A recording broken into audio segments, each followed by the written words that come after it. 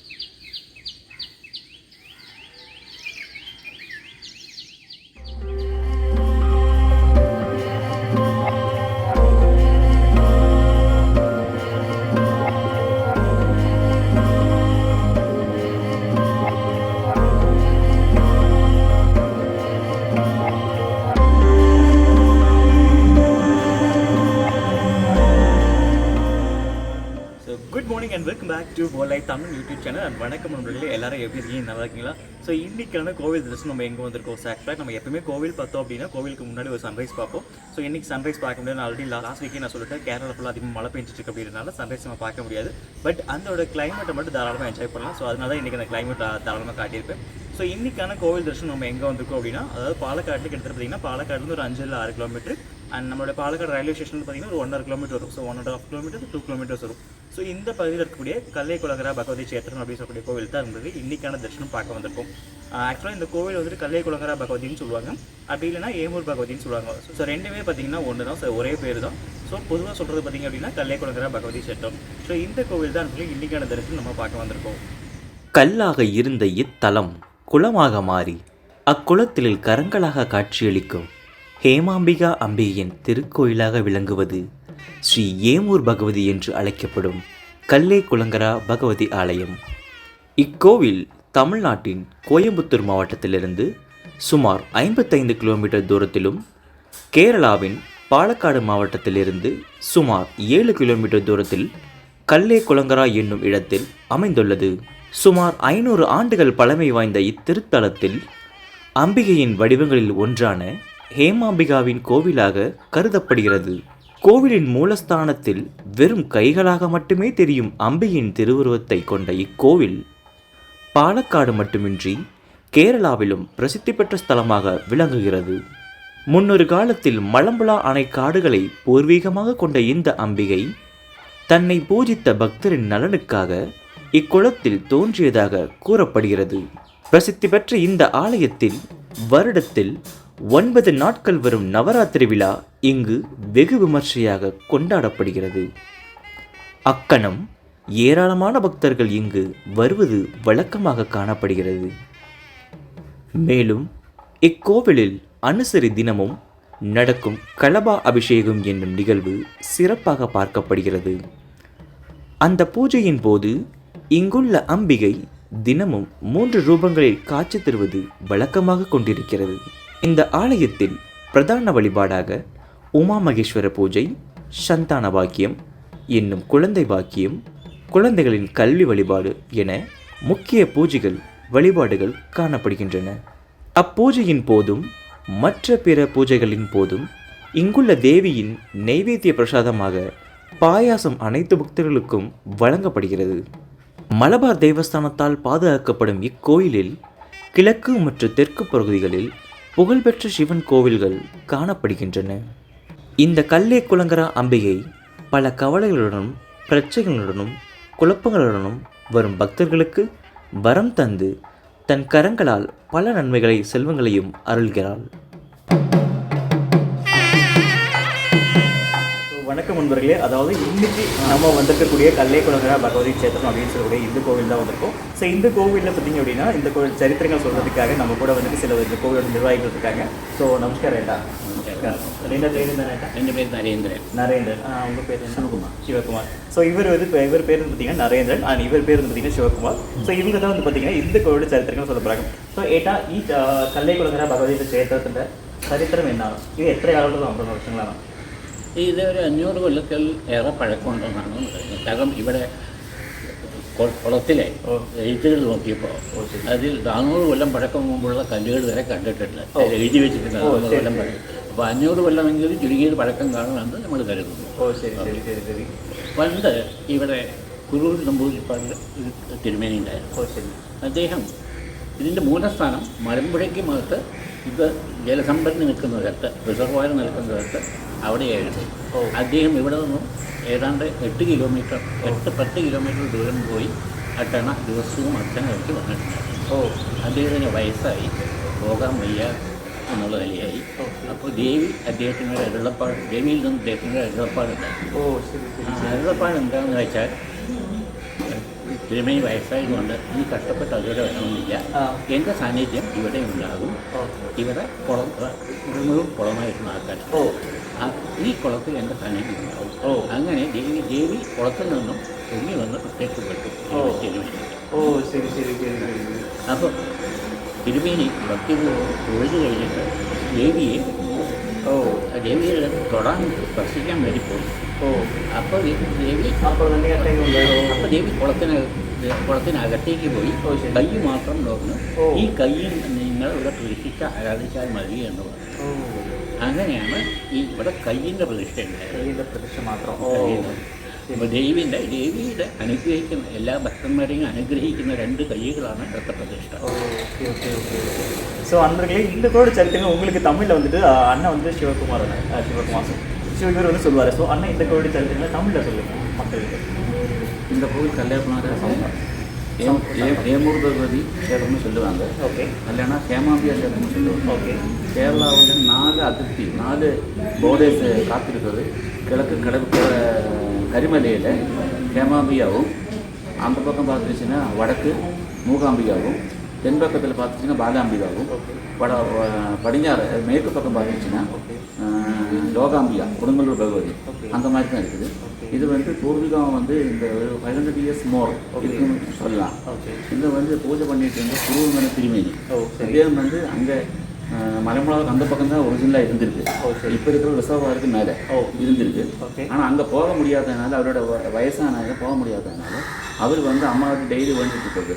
எனக்கு வந்து வர முடியலை, எனக்கு வயசாக சொல்லி அவர் வேண்டிட்டு அம்மா ஒரு நாளைக்கு அவருக்கு கிணாவில் வந்துருக்கு. கிணாவில் வந்து அவர்கிட்ட சொல்லியிருக்கு, நான் நீ குளிக்கிற இடத்துல நான் வர்றேன், அந்த குளத்துல நான் வரேன்னு சொல்லியிருக்கு. குளிக்கிற இடமும் அந்த இடத்துல குளத்துல வரேன்னு சொல்லியிருக்கு. ஆனால் வந்து அம்மா வரும்போது முதல்ல கை தான் இப்படி வந்திருக்கு. அப்போ வரும்போது இப்போ அந்த ஆத்திரத்தில் அம்மா கையில் கட்டி பிடிச்சாச்சு. ஃபுல்லாக பார்த்துருந்தா என்னைக்கு நம்ம ஃபுல்லாக பார்த்துருந்தேன். ஆனால் அன்னைக்கு வந்து அவருக்கு அந்த மாதிரி தெரிஞ்சிச்சு. அவரு கையில் பிடிச்சாச்சு. கையில் பிடிச்சப்போது அம்மா அங்கே வந்து ஸ்வயம்பூன்னு சொல்லுவாங்க மலையாளத்தில். அது தமிழில் என்ன சொல்லி எனக்கு கரெக்டாக தெரியாது. ஸ்வயம்பூ. அது மாதிரி ஸ்வயம்பூ வச்சு இங்கே வந்து ஸ்வயம்பூ தான் ரொம்ப விசேஷம். ஸோ அதாவது அன்பர்களே பார்த்தீங்க அப்படின்னா, இவர் சொல்கிறது பார்த்தீங்கன்னா ஹேமாம்பிகா அப்படின்னு சொல்லி ஒரு அம்பாள் பகவதி தான். ஸோ அந்த பகவதி வந்து ஒரு தன்னோட திருமணி அதாவது மேல்ஸ் அப்படின்னு சொல்லுவாங்கல்ல. ஸோ அந்த ஒரு பூஜை பண்ணுறவருக்காக ஸோ கிட்டத்தட்ட மலம்புழா டேமுக்கு அந்த பக்கக்கூடிய ஒரு தேவி வந்து அவருக்காக அவர் குளிக்கக்கூடிய இடத்த இந்த குளத்தில் வந்துட்டு தோன்றதா ஒரு பேர் ஐதீகம் சொல்லப்படுது. ஸோ அதனால தான் பார்த்தீங்கன்னா அந்த கை மட்டும்தான் இங்கே வந்துட்டு ஒரு உருவமாக இருக்குது. ஸோ சுயம்புன்றதுனால அந்த கை மட்டும்தான் உருவமாக பார்க்கப்படுது.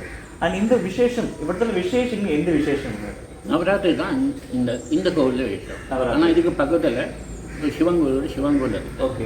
அந்த சிவன் கோவிலில் தான் உற்சவம் நடக்கும். அந்த உற்சவத்துக்கு அது சிவராத்திரிக்கு. உற்சவம் வந்து சிவராத்திரிக்கு. ஆனால் ஆனை ஓட்டம். ஆனை வந்து 7 പ്രാവശ്യം അമ്പലത്തിന് ചുറ്റും അമ്പലത്തിലാണ് ചുറ്റി വരും. അതിനാണ് ഏറ്റവും കൂടുതൽ തിരക്ക് ഇവിടെ ഉണ്ടാകുന്നത്. പിന്നെ ഇവിടെ ഉത്സവത്തിന് കഥകളി, ഓട്ടംതുള്ളൽ, ചാക്യാർകൂത്ത്, പാടകം വായന, ദിവസം ആനകളുടെ കൂടി ശിവേലി, ഇവയെല്ലാം ഉണ്ടാവാറുണ്ട്. இங்கே வழிபாடு அப்படின்னா என்ன வழிபாடு? இங்கே வழிபாடு வந்து அம்மாவுக்கு ரொம்ப முக்கியமான வழிபாடு சதுசதம்.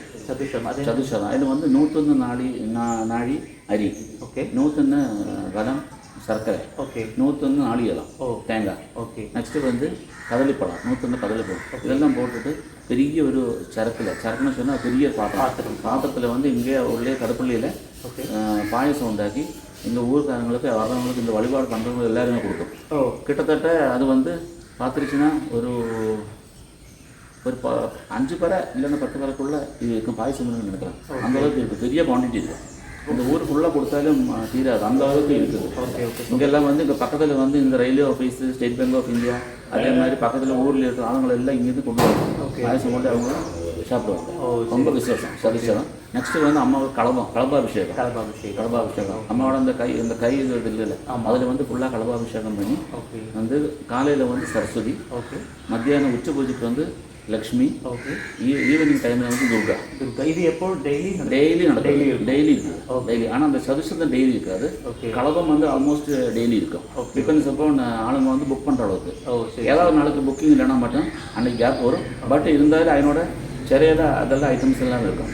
ஃபுல் கோர்ஸாக இருக்காது, பட் எல்லாமே இருக்கும். சரி சரி அந்த மாதிரி தான். இங்கே வந்து நவராத்திரி 9 days ரொம்ப விசேஷம். சங்கீத கச்சேரி ரொம்ப விசேஷம். அம்மாவுக்கு வந்து சங்கீதம் ரொம்ப ஆஸ்வதிக்கலாம் அம்மா. அதனால் வந்து சங்கீத கச்சேரி ரொம்ப விசேஷம். இந்த 9 days இந்த சங்கீத கச்சேரி இருக்கும். ரொம்ப பெரிய பெரிய ஆளுங்கள்லாம் வந்து இந்த சங்கீதம் சொல்லி பாடிட்டு போவாங்க. நான் தமிழ்நாட்டிலேருந்து, கேரளா வந்து, கர்நாடகா, ஆந்திரா அந்த மாதிரி நிறைய ஆளுங்க வர்றாங்க. இந்த சங்கீத கச்சேரிக்குன்னு சொல்லி வர்றாங்க. அவங்க without expecting any what is called ரெமினேஷன் அவங்க வர்றாங்க, பண்ணிட்டு போகிறாங்க. அதனால் வந்து அம்மாவுக்கு அந்த ரொம்ப விசேஷம். என்ன பார்த்துருச்சுன்னா அங்கே சிவன் ராத்திரி அந்த பக்கம் தொட்ட பக்கத்தில் கோவில், பக்கத்தில் வந்து இதே தேவசோட சேர்ந்த கோவில். அந்த 7 days இது இருக்குது. அந்த பேர் என்னது? சிவன் கோவில் தான் சொல்லுவாங்க. சேந்தமங்கல சிவசேகரம் சொல்லுவாங்க.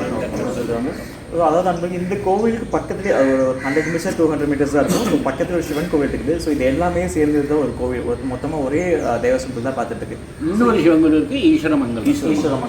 Okay okay okay. இந்த கோவில் வரணும்னா நடை எத்தனை மணிக்கு திறந்துருக்கோங்க? காலையில் வந்து 5 மணி நடை இருக்கும். ஓகே. இப்போ வந்து இந்த ரெனோவேஷன் ஒர்க் நடத்துறதுனால காலையில் 5:30 5:30 ஓப்பனிங் ஆகும். 9 o'clock க்ளோசிங் ஆகிடும். ஓகே. இல்லைன்னா வந்து சாயந்தரம் வந்துட்டு 5:30 ஓப்பனிங், 8 மணிக்கு க்ளோசிங். ஆமாம். இது நார்மல் டேஸில் after completion of this renovation work 5 மணிக்கு ஓப்பன் ஆகிடும். 11:30 க்ளோசிங் ஆகிடும். 11:30 மணிக்கு. ஓகே. சாயந்தரம் 5 மணிக்கு ஓப்பன் ஆகும். 8:30 தான் க்ளோசிங் ஆகும். சரி. இந்த ரெனோவேஷன் நடக்கிறதுனால கொஞ்சம் டைம் அட்ஜஸ்ட் பண்ணி வர முடியாது. இங்கே ரொம்ப விசேஷம் என்ன கேட்டுச்சுன்னா மங்கல்யத்துக்கு ரொம்ப விசேஷம். மங்கல்ய பூஜைக்கு ரொம்ப விசேஷம். நெக்ஸ்ட்டு வந்து சந்தானம் இல்லாதவங்களுக்கு, சந்தானம் சின்ன புரியுது, குழந்தை இல்லாதவங்களுக்கு ரொம்ப விசேஷம். ரொம்ப விசேஷம். நெக்ஸ்ட்டு வந்து வித்யாபியாசம், கல்வி ரொம்ப விசேஷம். எந்த நாளுக்கு வேணாலும் இங்கே வந்து நமக்கு ஆரம்பிக்கலாம், அந்த கல்வி ஆரம்பிக்கலாம். அந்த மாதிரி இருக்கிற விசேஷம் இந்த கோவில் இருக்குது. அதனால தான் மூகாம்பிகை என்கிற கனெக்ஷன் இருக்குன்னு சொல்கிற காரணம் இருக்குது. நம்ம கொல்லூர் மூகாம்பிகை. அதுதான் சொல்லிட்டு. ஸோ நம்ம கர்நாடகாவில் இருக்கக்கூடிய கொல்லூர் மூகாம்பிகையோட ஒரு கனெக்ஷன் இருக்கிறதாக இந்த கோவில் சொல்லப்படுது. அண்ட் அது மட்டும் இல்லாமல் இந்த கோவில் மெயின் வழிபாடு உமாமகேஸ்வர பூஜை. அண்ட் குழந்தை இல்லாதவங்களுக்கு ஒரு குழந்தை பாக்கி இருக்கிறதாகவும், அண்ட் குழந்தைங்க படிக்கிற நிறைய கஷ்டப்படுறவங்களுக்கு அந்த படிக்கிறதுக்கான ஒரு ஏற்படுத்தி கொடுக்குற ஒரு விஷயம் வந்து இந்த கோவிலில் பார்க்கப்படுது. அண்ட் இந்த கோவில் வரணும்னா எப்படி வரணுங்க? இந்த கோவில்னா பாலக்காடு ஜங்ஷன் ரயில்வே ஸ்டேஷன்லேருந்து 2 kilometer தான் இருக்குது. இந்த இடத்துல மலம்பலா போகிற ரோட்டில் வந்துருச்சுன்னா அங்கே வந்து ஒரு ஆர்ச் இருக்குது. மலம்பலா போகிற 2 kilometer வந்துருச்சுன்னா நேரம் லெஃப்ட் கட் பண்ணி வந்துருச்சுன்னா இந்த கோவில் வரலாம். இல்லைன்னா அனதர் 1 route நேரம் ரயில்வே காலனி ரூட்டில் வந்துருச்சுன்னா ரயில்வே டிவிஷனல் தாண்டி முன்னாடி வந்தால் ரைட்டுக்கு ஒரு கட்டு வருது, அதில் வந்துருச்சு. அவ்வளோதான். Maximum from railway station 2 to 2.5 kilometer இருக்குது. அவ்வளோதான் இருக்குது. ரொம்ப பக்கம் தான். இப்போ பாலக்காடுன்னு சொல்லும்போது ஒரு 5-6 kilometer வரும். ஆமாம், 7 kilometer. Palakkad always available. Both side available. மலம்பலா ரூட் அண்ட் திஸ் ரயில்வே போன ரூட் இப்போ மலம்பலா ரூட்டில் வர முடியாது. உங்கள் பிரிட்ஜ் ஓவர் பிரிட்ஜ் கன்ஸ்ட்ரக்ஷன் அதனால வந்து மலம்பலா ரூட்டில் வர முடியாது. பட் ரயில்வே போன ரூட்டில் வரும். இது ஸ்டாப் என்ன ஸ்டாப்புங்க? நம்ம கல்லேகுளம். ஆமாம். காலையில் கலைமகள், மத்தியானம் அலைமகள், சாயங்காலம் வந்து மலைமகள். காலையில் கல்விக்காக, மத்தியானத்தை வந்து மாங்கல்யத்துக்காக, சாயந்தரம் வந்து துர்கா மலைமகள் பக்திக்காக. சரி சரி. அலைமகள், கலைமகள், மலைமகள் அப்படின்னு சொல்லும்போது 3 பேருமே இந்த இடத்துல இருக்கிறதுக்காக அந்த 3 பேரோட அலங்காரங்களும் அந்த கை பார்த்துட்டு இருக்கிறீங்க. ஸோ அதில் வந்து அலங்காரம் பண்ணுவாங்களாமா. அது டெய்லி விசேஷம் நடந்துட்டு இருக்காமா. ஸோ அதெல்லாம் வந்தீங்கன்னா தாராளமாக இங்கே வந்து விசிட் பண்ணி பார்க்கலான்னு இருக்கு. ஸோ ரொம்ப நன்றி. நம்மளோட விஷயம் என் ரொம்ப நன்றி. ஸோ அன்பர்களே, அதாவது இப்போ நம்ம வந்திருக்கக்கூடிய அந்த ஹேமாம்பிகா அந்த கோவிலோட யானை தான் பார்க்க வந்திருக்கோம். ஆக்சுவலாக யானை பக்கத்தில் போக முடியாது. ஸோ என்ன காரணம்னா, யானைக்கு வந்துட்டு இப்போ கொஞ்சம் அந்த மத டைம் அப்படின்றதுனால பார்க்க முடியாது பக்கத்தில் போயிட்டு. ஸோ வீடியோ மட்டும் உங்களுக்கு காட்டலான்னு சொல்லிட்டு தான் இந்த வீடியோ போட்டுட்ருக்கேன். ஸோ அப்படியே பேக் கேமரா போடுறேன் பாருங்கள்.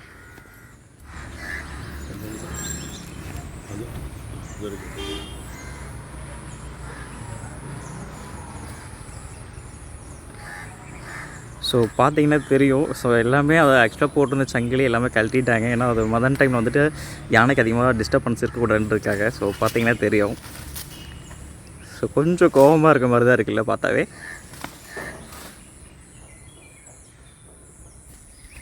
சரி, ஓகே, நம்ம அடுத்து அப்படியே கிளம்பலாம். தற்போது இக்கோவிலில் பராமரிப்பு பணிகள் நடைபெற்று வருவதால் இங்குள்ள கோவிலின் பராமரிப்பு பணிக்காக இங்கு வரும் பக்தர்களின் விருப்பங்களுக்கு ஏற்றவாறு நன்கொடை பதிவுகள் இக்கோவில் தளத்தில் நிறுவப்பட்டுள்ளது.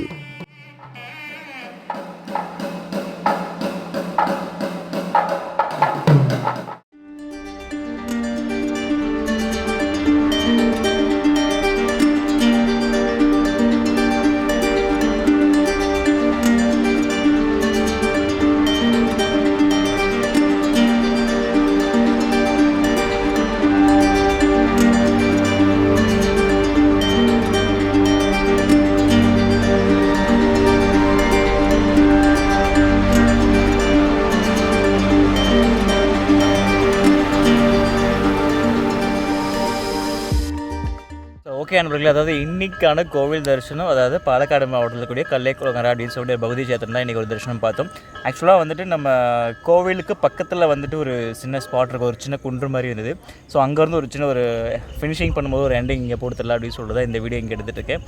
ஸோ இந்த கோவில் வந்து பார்த்திங்க அப்படின்னா நம்ம பாலக்காட்டுலேருந்து ரொம்ப பக்கம் தான். அண்ட் இன்னும் ரயில்வே ஸ்டேஷன்லேருந்து வந்தீங்க அப்படின்னா ரொம்பவே பக்கம் தான், கிட்டத்தட்ட ஒரு 1.5 கிலோமீட்டர் 2 கிலோமீட்டர்ஸ் தான். ஸோ ரயில்வே காலனி பக்கத்தில் தான் இந்த ஒரு கோவில் இருக்குது. ஸோ அந்த கோவில் பக்கத்துலேயே, அதாவது ஹேமாம்பிகா அப்படின்னு சொல்லக்கூடிய அந்த கோவில் பக்கத்துலேயே பார்த்திங்க அப்படின்னா சிவன் கோவில், அதாவது நீங்கள் பார்த்துட்ருப்பீங்க. ஸோ ஆக்சுவலாக இது வந்துட்டு ஸோ இங்கே தெரியுதா, ஸோ இது வந்துட்டு சிவன் கோவில். ஸோ இங்கே இருக்கிறது வந்து பார்த்திங்க அப்படின்னா நம்ம பார்த்த கல்லைக்குளங்கரை பகவதி சேத்திரம். ஸோ இந்த கோவில் ரெண்டுமே வந்து பக்கத்தில் தான் இருக்குது. ஸோ என்னை சுற்றி பார்த்துட்டு இருக்கீங்க பார்த்திங்கன்னா இந்த ஹில்ஸ் எல்லாமே பார்த்திங்கன்னா மலம்புலா. ஸோ இது ஆக்சுவலாக எல்லாமே டேமு தான். ஸோ அங்கே இருக்கிறது எல்லாமே பார்த்திங்கன்னா டேம் தான். ஸோ டேமோட வியூ பக்கத்துலேயே தான் இந்த கோவில் அமைஞ்சிருக்கு. ஸோ வந்தீங்க அப்படின்னா இந்த இடம் தான் தயவுசெய்து மிஸ் பண்ணாமல் பாருங்கள். ஸோ இந்த ஆக்சுவலாக இதோட இதெல்லாம் நான் ஆல்ரெடி பார்த்துருப்பீங்க. ஒரு 360 டிகிரிஸ் வியூவெலாம் உங்களுக்கு நான் வீடியோவில் காட்டுறேன், மறக்காமல் பாருங்கள். அந்த இடம் ரொம்ப சூப்பராக இருந்தது. ஸோ ஒரு வீடியோ முடிக்கும் போது இங்கே ஒரு வீடியோ போட்டுருலாம் அப்படின்னு சொல்லிட்டு தான் இந்த வீடியோ இங்கேருந்து எடுத்துகிட்டு இருக்கேன். அண்ட் ஓகே, இன்றைக்கான கோவில் தரிசனம் எல்லாருமே பார்த்து கண்டிப்பாக நல்லா என்ஜாய் பண்ணியிருப்பீங்க. ஸோ தொடர்ந்து அடுத்த வாரம் பாருங்கள். அண்ட் அடுத்த வாரம் எந்த இடத்துல வந்து கோவில் பார்க்கலாம், என்ன மாதிரி ஒரு இயற்கை காட்சிகளை அழகாக பார்க்கலாம், ஸோ அந்த கோவிலோட சரித்திரங்கள் விசேஷம் தெரிஞ்சுக்கலாம்னு சொல்லிட்டு உங்களோட சேர்ந்து நானும் வெயிட் பண்ணிட்டு இருக்கேன். ஸோ இது வரைக்கும் வீடியோ வாட்ச் பண்ண எல்லா அன்பர்களுக்கும் ஒரு பெரிய மனமார்ந்த நன்றிகளை தெரிவிச்சுக்கிறேன். Tata, bye bye.